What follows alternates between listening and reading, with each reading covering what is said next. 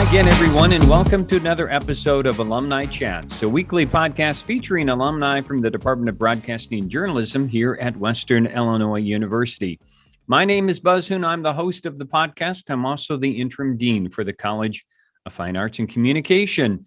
So today we have the pleasure of speaking with Julie Parks Sanders from the class of 1995. Welcome to the podcast, Julie. Oh, right off the gate, you're giving my age away and everything. Awesome. Well, you were just a young person when you, Right. Yeah. So how are you? Thanks for joining. I'm great. It's some ways that seems Western seems like a long time ago, but it's also, it seems like yesterday in a lot of ways. So it's great to be back. Thank you for having me. And I love to talk about my time at Western and my journey. So this is a great opportunity. Well, and let's give everybody a life update. Tell everybody what's going on in your life, and then we'll start that journey.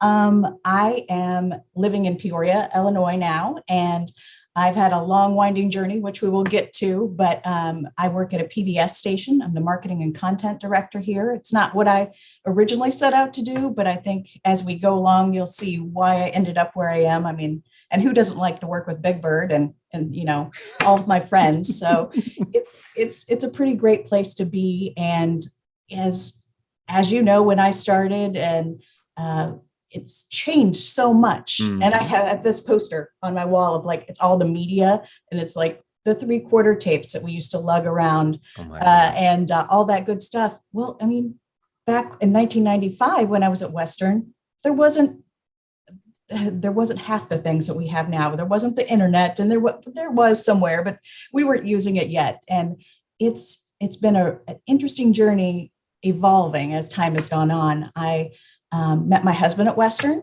and we have been together 27 years this summer. So that's a good thing for Western, right? That's right. Absolutely. And we have a son who is now college age, which is ridiculous. And also he goes to ISU. I tried to talk him into Western, but he said, no. But he's a graphic designer. So I try to use his creativity whenever I can for the station. And, it's been a great experience, and I don't think I'd change a lot of it that I went through, honestly. That is awesome. I tell you, and you were from this area. You grew up in the Western Illinois area. For many people that know, Quincy, Illinois is a great area to grow up in. What was it like for you, and what do you remember? Quincy is a great, and just a few miles down the road from Western. I know I wanted to go to Western because it was far enough away from home, but close enough that I could come home in the weekends. Quincy's about 50,000 people, so it's a small town. I didn't think so really growing up, but it was big enough. It had all the things you need, but it didn't necessarily, it still felt like a small town. Quincy's, my father was a teacher there at the high school. So he knew everybody in town, and they were all, see me coming a mile away. I couldn't get in trouble to save my life because everybody had eyes on me, which is great. You were protected. Maybe I didn't love it when I was a kid, but I did appreciate that whole town was there, watching out for you, supporting you. And I think that's where my love of broadcasting and my love of being in front of people really came from. I remember, it was, I want to say 7th grade, and I had a history class, and everybody had to do these oral reports, and everybody's like, "Oh, oral reports, this is awful." Mrs. Kerfoot, if you're still out there, hi. And she was tough, and I probably at the time I did not like her very much. But the first couple of days, people were doing these reports, and then she just came up in front of the class and said, "If you're going to do it like that, we're not going to do this at all. We need a story. We need to be interested. These are terrible reports." And I of course was like up the next day. I'm like, "Oh no, what am I going to do?" And I remember going back and tweaking that and coming up with a message. And it was about American slavery or something like that. And I practiced that in front of the mirror, and I did it. And at the end, she's like, that's what we do. And I'm like, ooh, I'm good at something, So that love and from that point on, whenever there was an oral report or presentation, I'm like, I got this. I can do this. She gave me that confidence that helped lead me down that path without even knowing it. Yeah. And that's, it's little moments like that where somebody offers a word of encouragement or shows some belief in a young person where it sets them off on a path. And you have, and I appreciate that you shared your work record with me, Julie, because I see such a strong work ethic that I say there's got to be some family traits that have been passed down as well. What do you think you got from your family in terms of what's impacted you? Well, that's interesting. I'm a third generation Western grad. My grandmother I would say the early 30s went to Western when it was a teacher's college and got her teaching degree. And that was very, that was unusual for the time. I think you could have a high school education and be a teacher back in the 30s. So that there was never a question of whether I was going to college. It was just like where and what I'm going to do. And then my parents, both of them, my mom was from Peoria, Illinois. And here we go, small town USA. Yep. And my dad was from New Canton. And those are teeny tiny little towns. And they met at Western and got married. And they both were teachers. So I come from a long line of teachers. So I have the utmost respect. Yeah. And I give a lot of credit to people who have,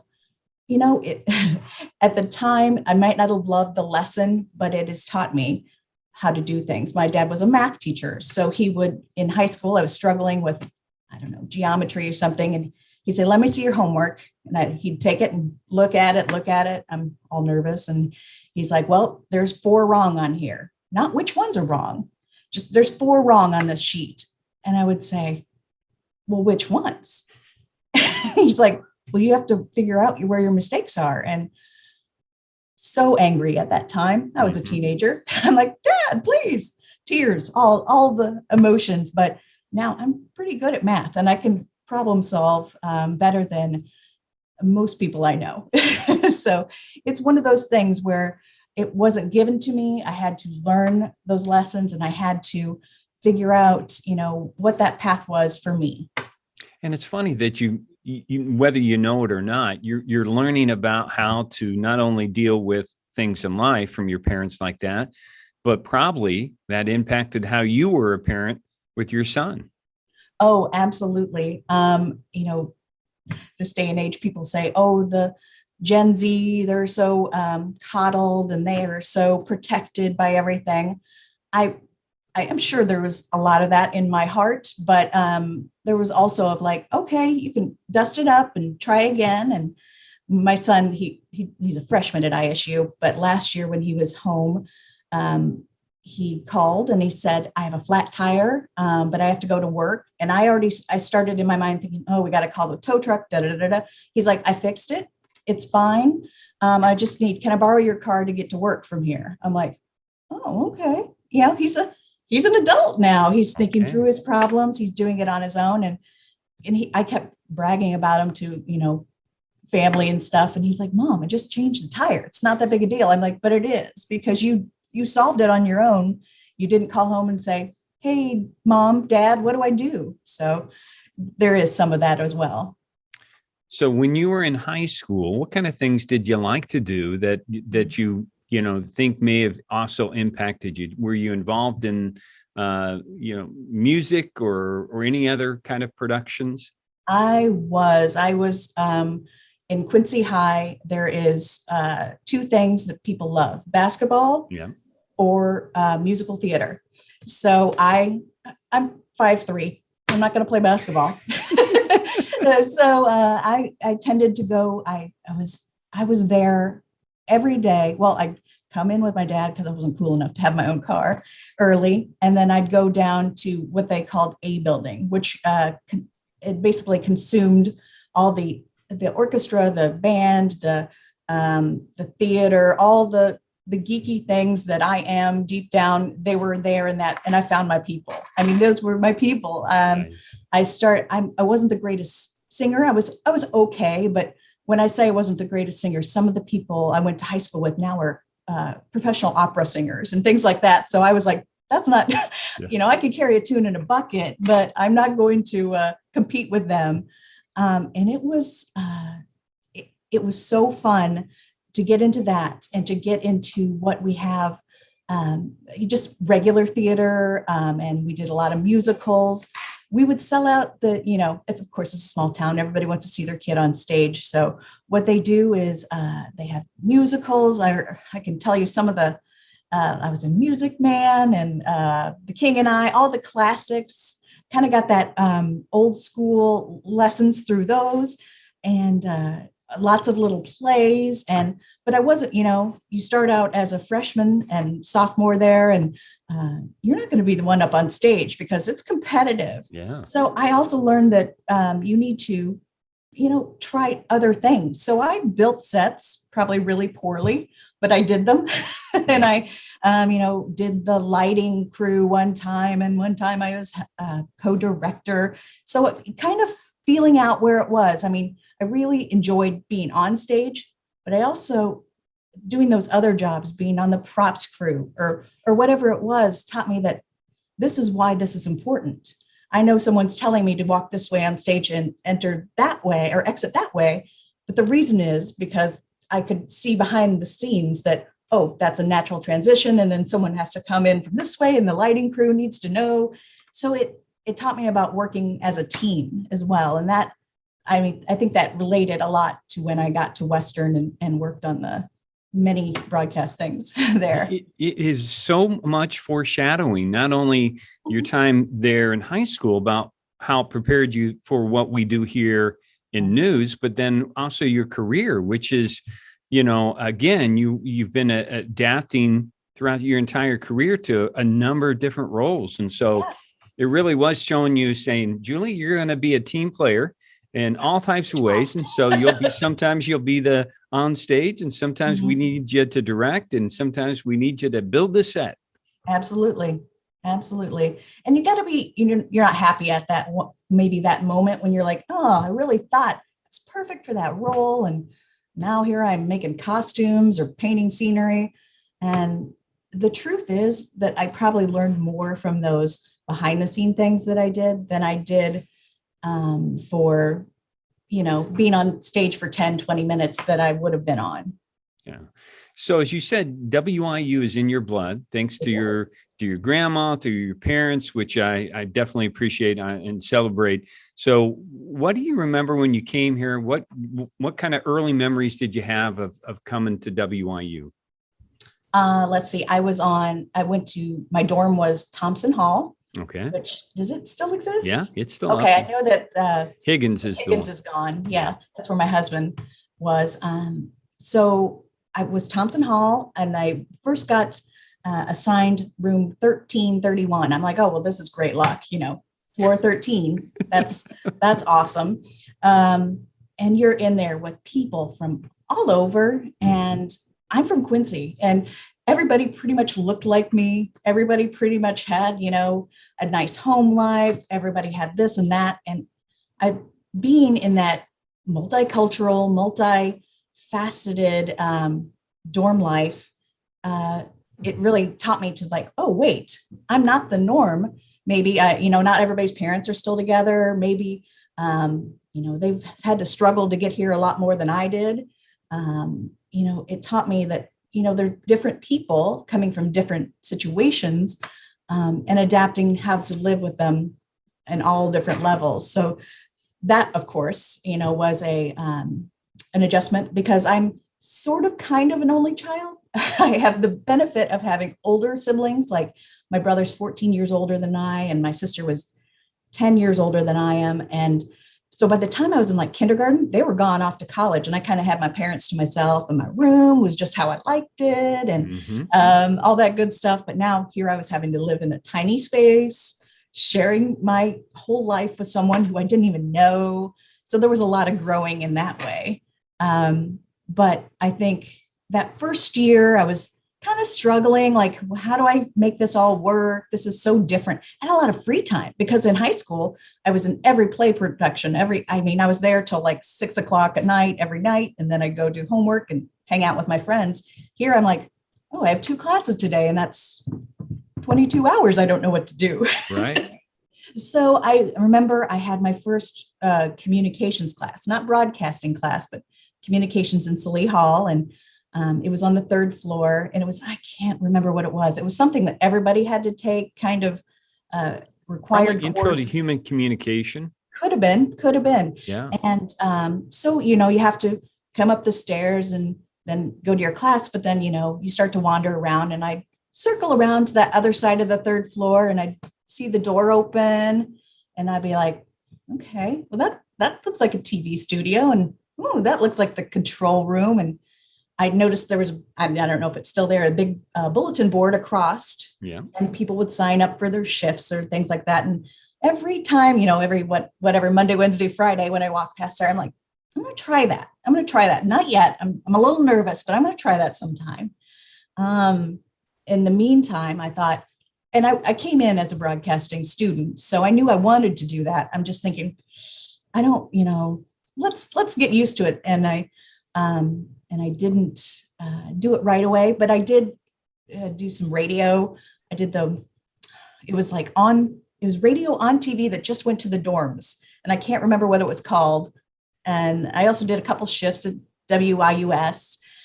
It was okay, but it felt real lonely, being in that box and with the microphone. I'm like, well, is anybody even listening? And they probably were not.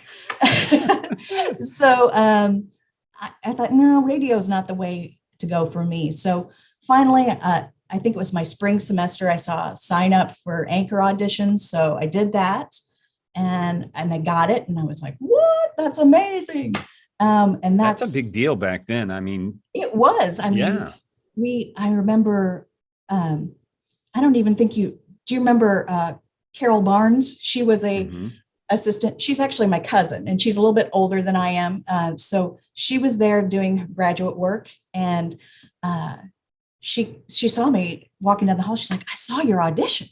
I said, sorry. She's like, no, it was really good. And I'm like, oh, okay. And I'm like, she's my cousin. She's nice. And then I found out I got it. I was like, that's really cool. And then I think there was like a limit, like you could only do it maybe a certain number of semesters. So I'm like, oh, now I've blown it. Cause I want to do it every semester.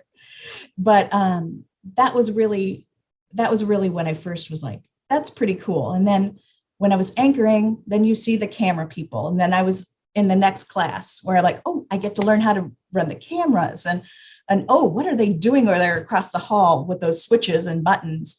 And my first true intro to broadcasting in the journalism department, it was like intro to TV production or something like that. And Sam Edsel taught it. Yeah. And I very specifically remember Sam teaching us how to coil cords, because you flip them over. You don't want to get them all bundled up. And he's talking, and he's like, in 10 years, most of you won't be in TV. In 5 years, some of you may be, but in 20 years, maybe one or two of you will. I'm like, that's crazy. We're all here getting this education. Why are we doing that? But I can count on one hand the people I know that I knew at Western and went for TV, and now we're still doing it. Mark Baden, who did weather, Corey Henderson, weather again. But they've all had different kind of careers too. Like I co-anchored with Renee Stetzer back in the day, and she's here in Peoria as well, has gone through different jobs as well. I think what I really liked was that team again. It was different classes, one where I was maybe learning the behind the scenes, but I think when it really clicked, and I was terrified, you had to sign up for every different position. And I remember, the TD, the technical director, I'm like, that's scary stuff, because somebody's going to yell at me if it goes black. Somebody's going to yell at me if I bring up the wrong thing. I learned enough about those positions that it was made me capable. And then when I was taking the directing and producing class, I loved that class. That's when it really all clicked.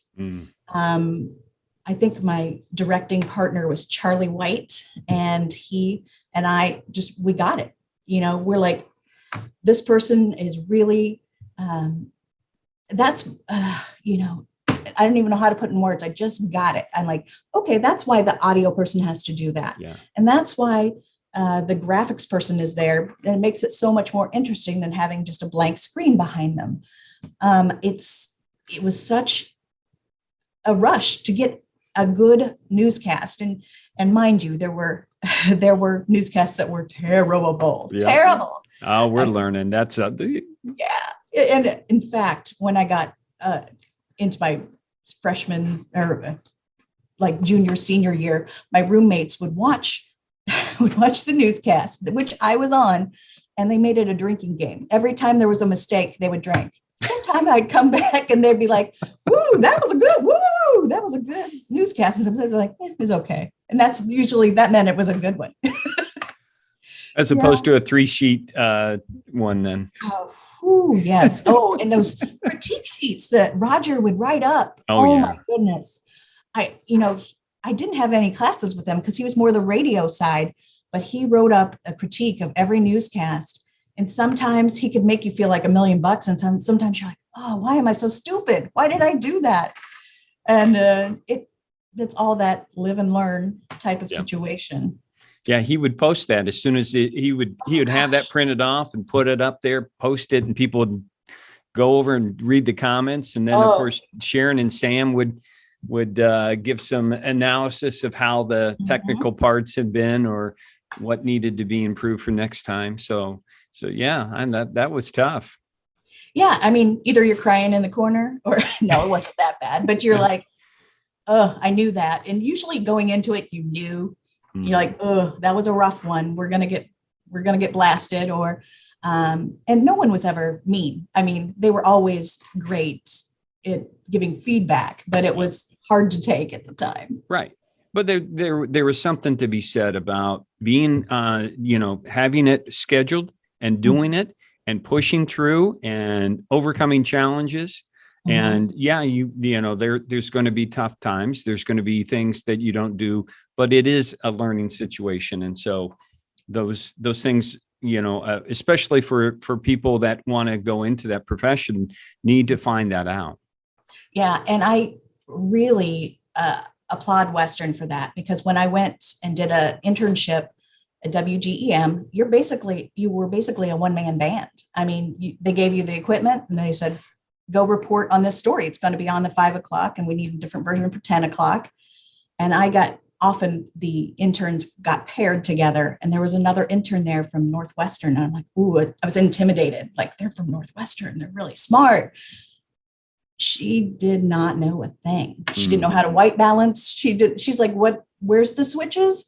And I said, didn't you take production classes? She's like, no, it took a lot of writing and a lot of journalism. And I'm like, so you don't know how to use any of this stuff, right? And she's like, not really. So I was like, okay, that learning all those technical details started kicking in, and you're like, okay, this is how we do it. It's a little bit different, a little bit on a different level, but I was glad to have that background for sure. Yeah.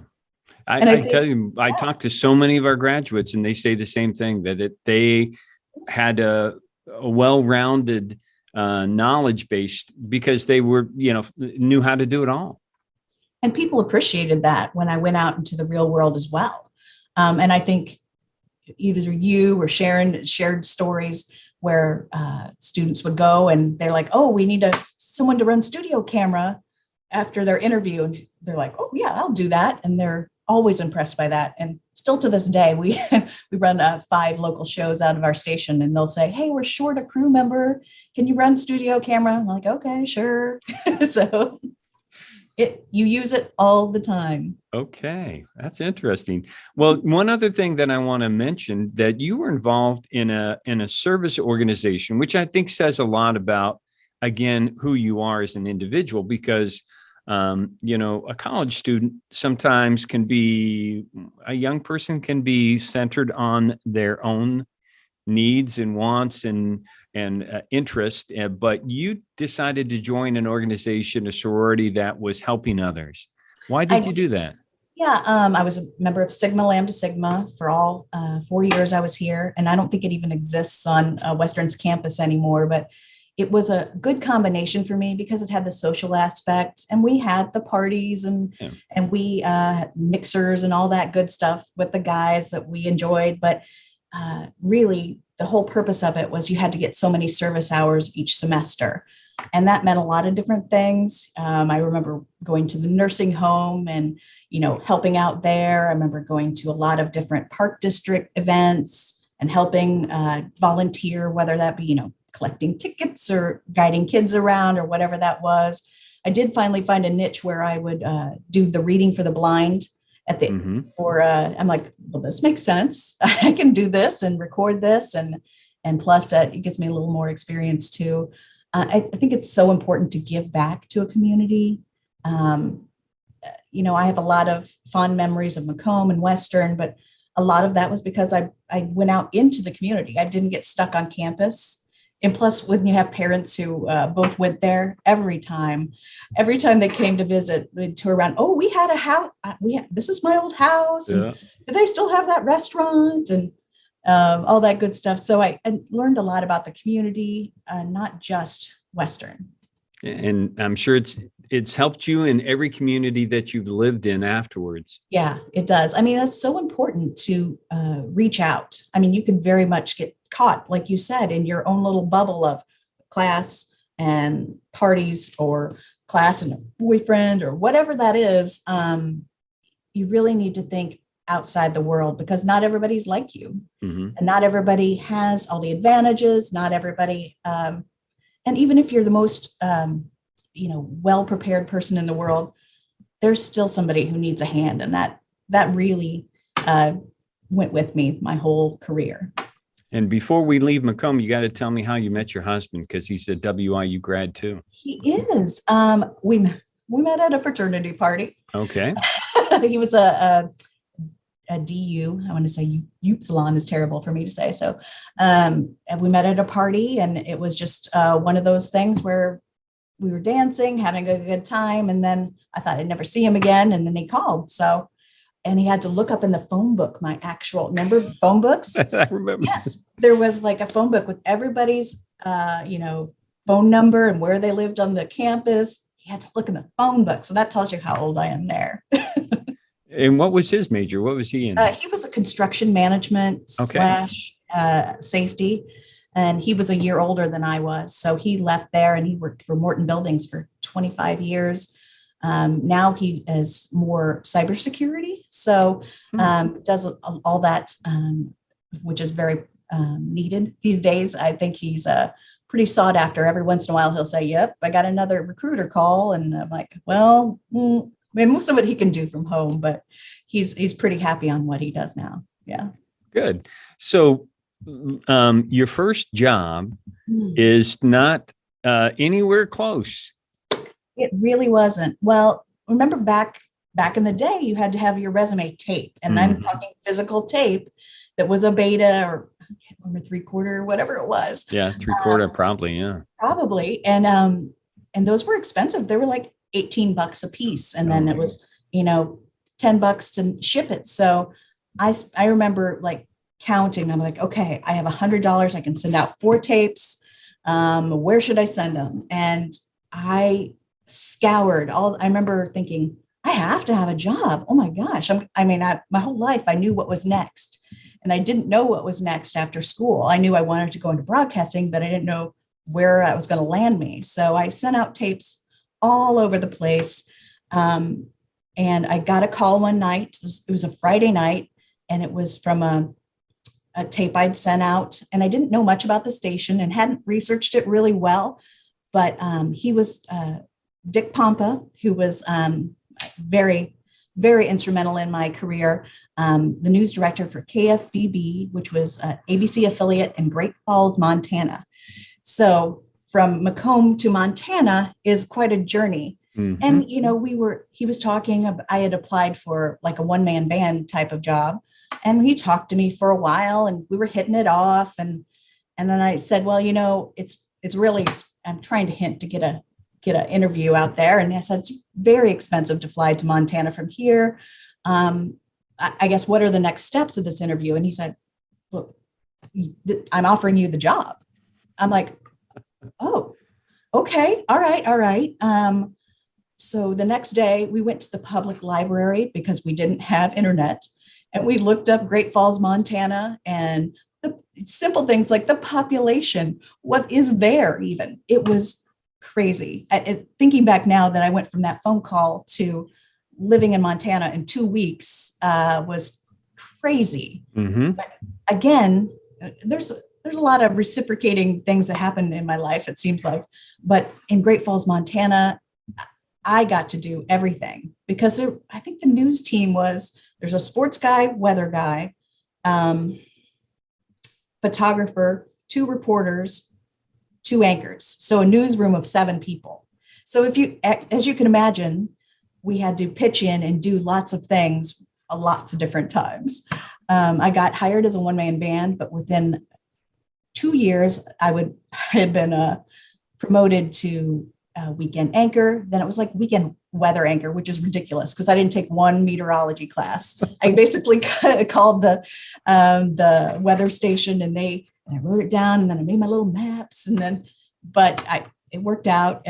Morning anchor, I got to do everything and anything that I wanted to do because they needed help, and again, there was a young lady who was hired as an anchor there. And she's like, well, how do you know how to do all this? And she was the same age as me, just graduated from school. She was from somewhere, I think the West Coast. And she's like, well, how do you know how to do this? I'm like, well, didn't you go to school for this? She's like, yeah, I'm a blah, blah, blah, blah major. And I'm like, this is what I learned in college. And she's like, oh, well, teach me how to do that. So not that I was the best at everything, but I was willing to try.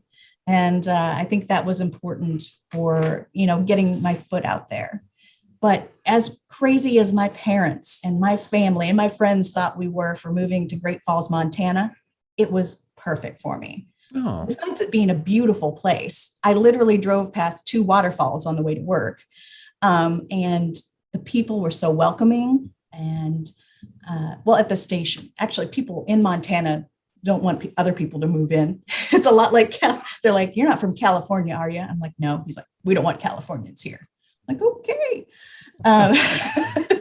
But it was a different culture. The first winter, it was so cold. And I didn't understand why everybody had plug-ins hanging out of the front of their car. I'm like, what is that? They're like, you have to plug in your car overnight, a head block heater, so it won't freeze up. I'm like, I don't know what you're talking about. And it was so cold, but it was great too. And I had opportunities that I never would have if I would have stayed, close by. In fact, the day the Unabomber was announced out of, so sitting in the newsroom, and up comes, we always had ABC playing in the newsroom, and Tom Brokaw, I think it was, I can't remember who was the anchor, says, we're here at, I can't remember the name of the little town, but it was like a little name town in Montana, here where Ted Kaczynski, the Unabomber, has been captured. And we all looked at each other. We're like, that's an hour away. So literally we jumped in, me, another girl, and a photographer jumped in the station car, which was not an automatic car. I had to learn how to drive a stick shift in a news car. Embarrassing when you kill it in the middle of town. But we grabbed in the car, drove down there, and we set up. We're driving around the back roads trying to figure out where they are. That all we have is that little blip from ABC trying to figure out where in town they are. And finally, we just jumped out at the post office. They're like, oh, that second road left next to the old barn, turn right. They're all down there. You'll see them. And you get there, it's FBI jackets everywhere. Oh. So we get all set up. We're like, we're important. We've got this all covered. And in comes a satellite truck, a CNN satellite truck parks right in front of us. I'm like, oh no, that is not going to happen. I probably wouldn't do that today, but I was 22 and I was like, no, we've been here for 8 hours waiting to get a shot of this guy coming out. And on the satellite truck, I'm like, hi, we're here first. You need to scoot out. And I remember them thinking like, who are you again? I said, we're from the ABC affiliate here. And so they moved it over a little bit so we would have our shot. I don't know what possessed me to do that, but it takes a little bit of just being brave sometimes. Yeah. That's awesome. What a great story that was. So how long were you there?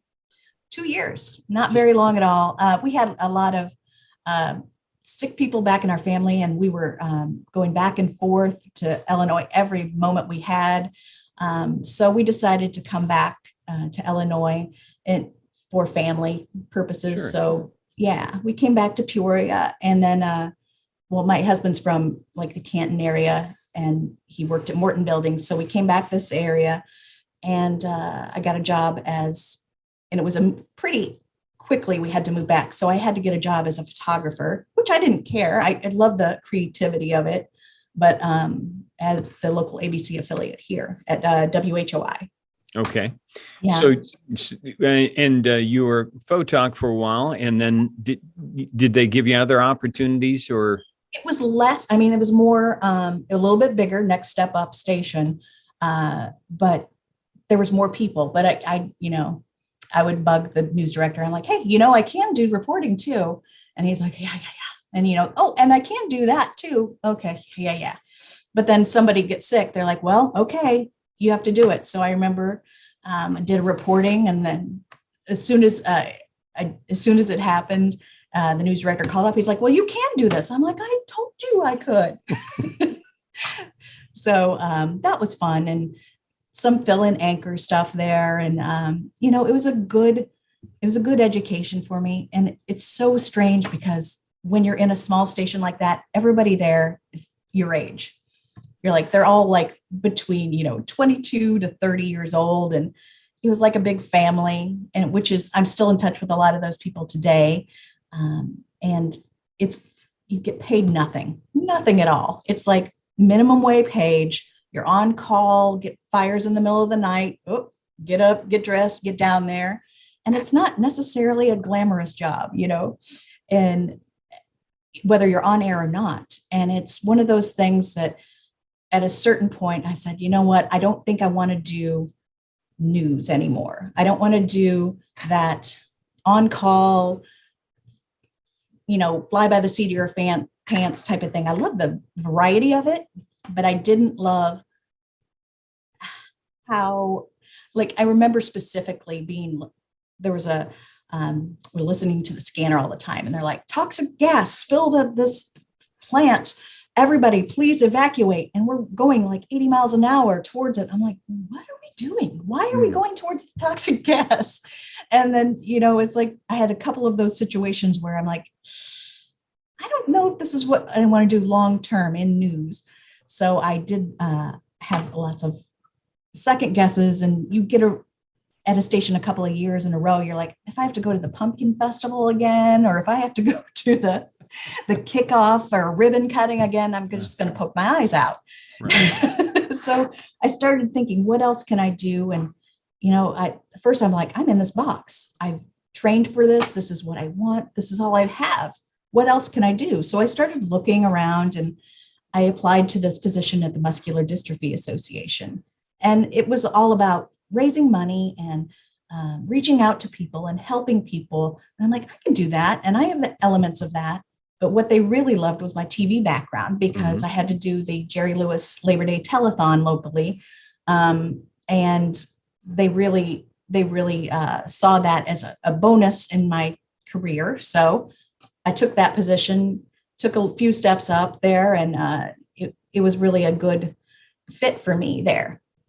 So you get a chance to, do something different, as you said, and you're also, with the MDA, you're getting to meet different types of people. And what I'm not surprised at all, because I've seen this play out so many times, that the skills you have, whether it's, the writing skills, which you have, the ability to tell somebody's story, which I know you're doing both as a photographer, you're doing as a reporter, and as an anchor, all those kind of things, which sometimes we don't understand how that translates so well to so many different companies, and why so many different places need somebody like you in that position. Well, you should be my like hype person, walk I around should. and That's tell right. people, how great I am. That's awesome. It lent itself very well to that. And it became, what I loved about it is everywhere I walked in for a fundraiser or whatever, I was the MDA lady. I was like living the brand. Mhm. They're like, oh yeah, MDA ladies here, come on over. It was very much close to my heart, and it was for a good cause. And, I got a little pay bump, and I was doing something I really enjoyed. That job too was a lot of hours though, with fundraising. And I had a team that was basically downstate Illinois, Springfield office, a Belleville office, trying to remember Quad Cities and Peoria. So I was traveling quite a bit too. And I decided I was 29. I decided we were going to try for a family. So that's when I had my son, and then came back to work, strong. I'm going to go back to this. It's going to be fine. But I missed a lot of bath time and, nap times and some things. And I decided, I'm going to take a break. So I took a break for about a year, and it was great. And I wouldn't take it back to save anything, but I knew that I was a working mom. I do better, and I was a better person as a working mom. I found myself, I'm like, I can't watch another Dora the Explorer. That's driving me crazy. So then I thought, well, I don't really want to go into fundraising again. And same for broadcasting. What am I going to do here? And I started researching things, and I thought, well, marketing's very close to what we do, both with broadcasting and fundraising. I did elements of it. I did press releases. I did all the things I'd done before. It just have to look at it in a different light. So then I went to work from a marketing agency, and that was really fun too. You get to work with big companies and small companies alike. I worked for some Caterpillar campaigns, Maui Jim sunglasses, some big, I also had not glamorous ones like tracheostomy collars and, things that were not that fun. But it was a learning experience, because you're taking yourself out of what you do and you're consulting for a bigger company, trying to figure out, do you need a new brochure? Do you need a website? Do you need this? And that's evolved over the age too. I mean, everybody used to say, we used to have to convince people that they needed a website. Well, that's not everybody has a website now. Yeah. And then we had to convince them that they wanted social media. Oh, why would I have a Facebook page? That's crazy. But now everybody has that. And I don't know what the next thing is. Who knows what that's going to be. But I think it's coming fast. So I moved around a little bit, different agencies, and that's pretty typical just because there's high burnout of people. So I went to different agencies and learned different things from them. But that gets me. That probably goes, an 8-year span in there where I was around to different agencies. But what I really, my family was saying, do you ever miss TV? And I'm like, no, okay. And it was terrible. And no, I'm fine now. But there was an opening here at the PBS station in Peoria, and it's PBS. It's not a daily news organization, and it was more marketing based. So I applied, and I got the job here as the marketing director and content manager. So again, it's another situation where I'm in a small staff, all working together. I think I'm telling myself I'm a team player because as I'm talking about this, I'm like, I liked working as a team. Mm-hmm. But it was the right mix because it has that perfect background of broadcasting. And then it has the philanthropic nugget of it in there too. And then of course, there's, the marketing. So it's kind of like everything has built itself up to this situation I'm in right now. Yeah, that was a long road. No, but I see it how it all comes together. All the things that you were doing throughout, your preparation years of even with the, with your sorority and everything just comes together, and that's what's really cool about seeing somebody's path and how, it just ends up to be where you are, because there's got to be some really cool challenges, some really cool joys that you have with your job. Can you share what some of those might be? Oh, wow. It's interesting because PBS is such a trusted brand. Mm-hmm. You come in, I mean, even I had like Sesame Street toys when I was a kid. I mean, it started in 1971 and I'm years old. And, and so I was part of that first generation that grew up with, Big Bird and Cookie Monster and being the brand. Yeah. And I've known that my whole life as something that was there in the background. And they could just channel us right through from the headquarters in PBS. But what's great about our local stations is we take those local individual programs and we make them important to us here locally. We have a local, like I said, we have 5 different shows that we do here. And one is about ag, one is about like topical issues and having local dignitaries come in and talk to us about the issues today. And then in which we get to work with a amazing broadcast icon. H. Wayne Wilson has been a big icon in the Peoria area. You hear the train coming by. But what it is he has been a journalist for 50 plus years. And if he wants to call a congressperson or the mayor, they're coming because they trust him. They're a trusted brand. He's a good journalist. He's well-renowned.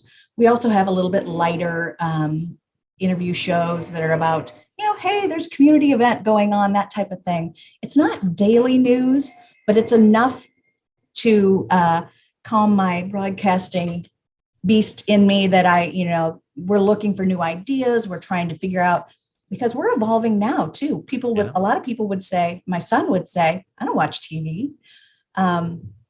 But he does watch streaming and he does watch YouTube videos and that's how we're trying to evolve again. How do we take this all digital and how do we keep this being relevant and being important? Because we do important things, whether it be teaching young children about, ABCs, or whether it's that NOVA or nature, talking about tornadoes and new developments in science.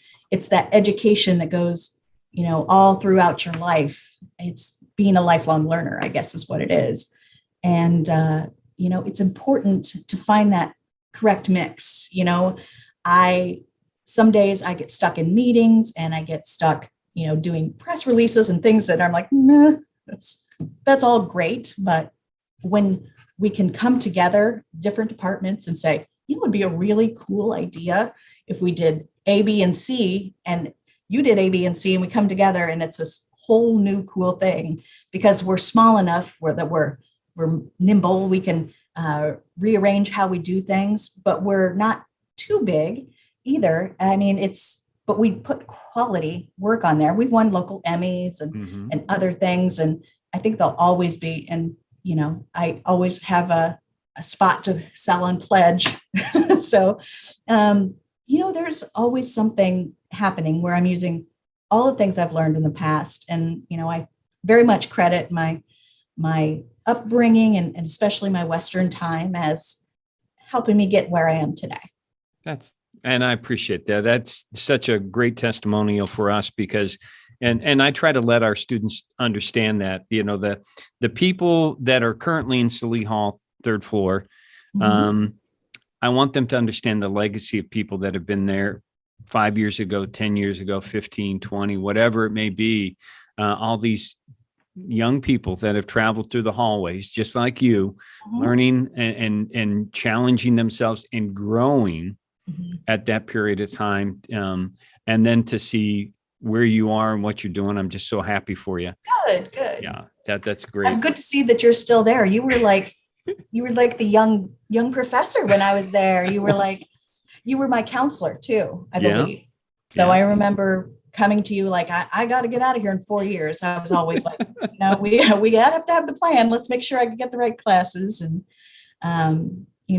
it was let's see, we had I talked about Sam and Sharon and Everett. Oh, he was the best. Everett, yeah. Yes, he was the best.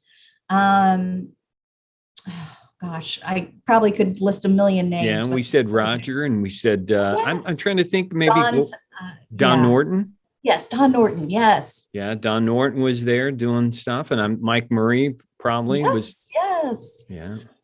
So yeah, that have a lot of respect for all the professors there, and hope that some of my cohorts that were there at that time remember you guys as well. Yeah, well, all those people are retired. I'm the only one left, Julie. Oh, that's all right. Okay. You're doing a good job. You're doing a good job.